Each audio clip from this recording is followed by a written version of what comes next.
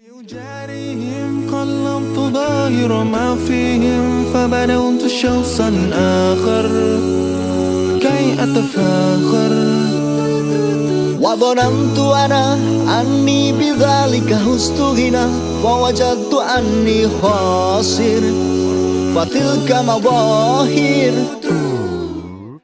Ini ada pertanyaan, ya, bagaimana dengan anak-anak kita yang tidak bisa mengatur keuangan sehingga belum waktunya habis terus sudah habis ya kan ya sebelum habis sudah habis terus kemudian mau meminta kepada orang tua memang jatahnya segitu ya terus orang tua mengatakan ya kamu harus selesaikan, maksudnya nggak ada lagi jatah untuk dikirim karena mungkin banyak anak-anak yang harus dikirimin oleh kita sebagai orang tua. Gimana nggak untuk menolong anak-anak ini supaya dia bisa sampai habis ke masa dikirim, sedangkan sangunya sudah habis untuk dihamburkan. Apakah ada didikan atau tidak boleh mengambil tidak lebih dari sekian atau sekian gitu, dididiknya kan gimana kan? Iya. Nah, jadi di sini Bunda, di Borneo itu ada pembimbing. Ini fungsi pembimbing. Jadi kalau misalkan seperti yang Kak Ivi katakan tadi dan Bunda juga menyimpulkan bahwa harus ada hubungannya harmonis antara orang tua dan pembimbing. Jadi orang tua menyampaikan kalau oh ya Ustazah, anak saya seperti ini, anak saya uangnya cepat habis, anak saya belum sampai kiriman sudah habis, kenapa ya anak saya kok boros sekali. Nah di situ pembimbing, fungsi dan manfaatnya pembimbing di situ. Jadi pembimbing tersebut atau uang itu tersebut Bunda dititipkan kepada pembimbing. Jadi pembimbing yang memanajkan. Jadi sebelum anak sebelum tahu memanage uang sendiri, jadi pembimbing tadi memanage uang. Jadi mungkin dalam seminggu, dalam satu hari lah, katakan ya dalam satu hari ini uang kamu. Jadi uang jajannya sekian, uang buku sekian. Jadi anak terlatih dari pembimbing seperti itu Bunda. Berarti di sekolahan ada kantinnya ya, yang anak-anak bisa jajan itu ya? Ada. Wah itu jadi boros ya. Ya makanya itu Bunda. Jadi setiap harinya sama pembimbing ini ya Nak. Jadi kakak jajannya sekian. Jadi nggak boleh lebih. Oh iya, biasanya kan nurut kepada pembimbing. Karena pembimbing mau tidak mau harus nurut karena pembimbing kan pengganti orang tua Bunda.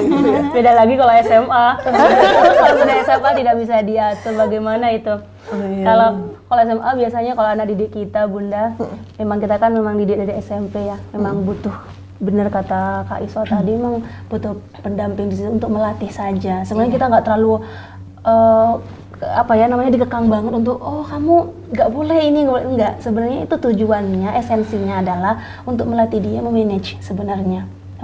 Adapun ada kepentingan yang sangat mendesak, ya tidak kemungkinan kita kemudian mengambil uang itu dan tidak memberikannya, itu tidak juga. Jadi memang melatih dengan adanya pendamping tadi itu sebenarnya untuk melatih Ananda untuk manage sebenarnya seperti itu. Kita komunikasikan kepada orang tua, kepada anak, kamu jatahnya 1 minggu sekian. Apapun harga makanan ininya kamu dijatah seperti ini. Bagaimana kamu mengaturnya? Silahkan. Kan seperti itu. Beda dari SMA. Kalau SMA itu caranya sudah ada ATM Bunda sekarang. Aduh, nah, ATM lebih dapat lagi. Kan begitu. Iya. Dapat lagi. Nah, itu yang memang kita juga cara mendidiknya juga dengan seni, tidak bisa juga kemudian dikekang juga dengan dengan SMP. Kita samakan SMP tidak bisa. Kita SMA kita agak longgar sedikit, akan tapi kita bersahabat dengan mereka. Kita ajak komunikasi. Tadi belanja apa kok sampai banyak 50.000 sehari?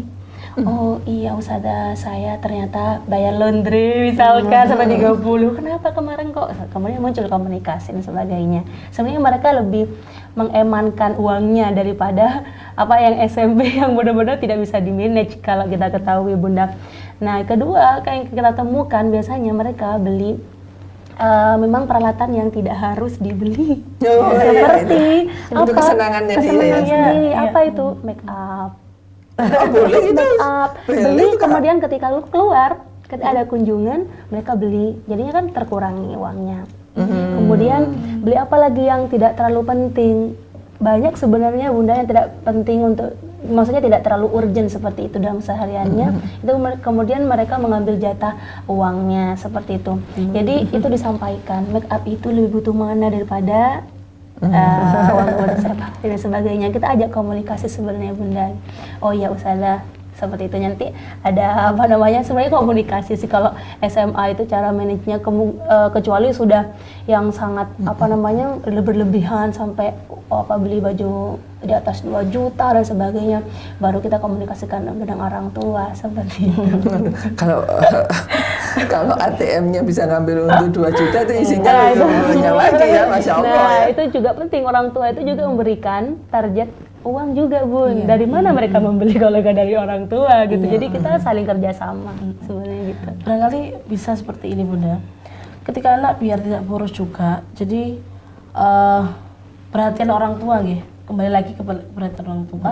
Jadi orang tua harus mempersiapkan setiap bulannya misalkan. Jadi anak hanya butuh uang saku saja. Untuk outingnya kah, untuk jajannya setiap hari itu sudah disiapkan orang tua. Jadi untuk selain melatih juga anak-anak sudah bisa mengatur di situ. Jadi sebulannya misalkan biasanya anak kan beralasan itu, saya minta uang banyak gitu, misalnya 200 buat beli ini. Kenapa nak? Sabun saya habis, sikat saya hilang dan sebagainya. Nah ini harus diperhatikan juga biar ada komunikasi lebih dari orang tua. Oh anak saya butuh barang-barang ini, sudah dibelikan dulu. Gitu. Ini yang biasanya anak kelas 7 nih bunda ya. Untuk kelas anak baru itu bisa disiapin dulu untuk 1 bulan, bekal 1 bulan, jajannya, habis itu alat mandinya, alat tulisnya biasanya kan habis. Gimana pun mau habis udah nanti dipaketin gitu ya, bisa seperti itu. Tapi biasanya kalau untuk SMA, nah mereka di sini nih yaitu tadi kembali lagi ke tadi pendapat Ustazah Maidah bahwasanya sudah hedonismenya sudah mulai muncul itu karena lihat zaman yang sekarang ini Zaman sudah terbuka iya, ya, internet yang gampang bisa dilihat ya. model-model gaya-gaya style-style yang saat ini yang luar biasa. Nah itulah kembali lagi komunikasi orang tua dan pembimbing, gimana cara mengarahkan anak biar tidak terlalu hedonisme seperti itu, berlebih-lebihan ikut style temennya atau temennya beli nah itu kan waktu masa-masa mereka remaja seperti itu kan yang gampang sekali. Temennya saya punya ini mah gitu. Nah, dan orang tua juga harus punya prinsip, jangan lepas lantas oh iya ya kasihan juga ya, jangan seperti itu, harusnya diberi arahan. Nah kita berbeda dengan mereka, kita punya tapi jangan seperti mereka ya, seperti itu. Jadi memberi apa negatifnya ketika dia ikut temennya yang seperti itu, apa positifnya kalau saya nggak ikut seperti itu. Jadi benar-benar ada komunikasi antara kembali lagi ke pembimbing dan orang tua. Jadi pengarahannya sangat bersinergi. Nah, saudara, gimana? Prinsip itu harus kita punya dulu sebagai orang tua. Ya. Kita harus punya prinsip dulu sebagai orang tua, baru kita mengajarkan kepada anak-anak kita bagaimana anak kita untuk mempunyai prinsip yang kuat, sehingga anak kita bisa mempunyai leadership untuk dirinya sendiri. Begitu anak kita mempunyai leadership untuk dirinya sendiri, begitu dia masuk ke dalam sekolah yang berboarding school, jadi dia nanti akan bisa berkomunikasi dengan temannya, beradaptasi dengan temannya dengan baik.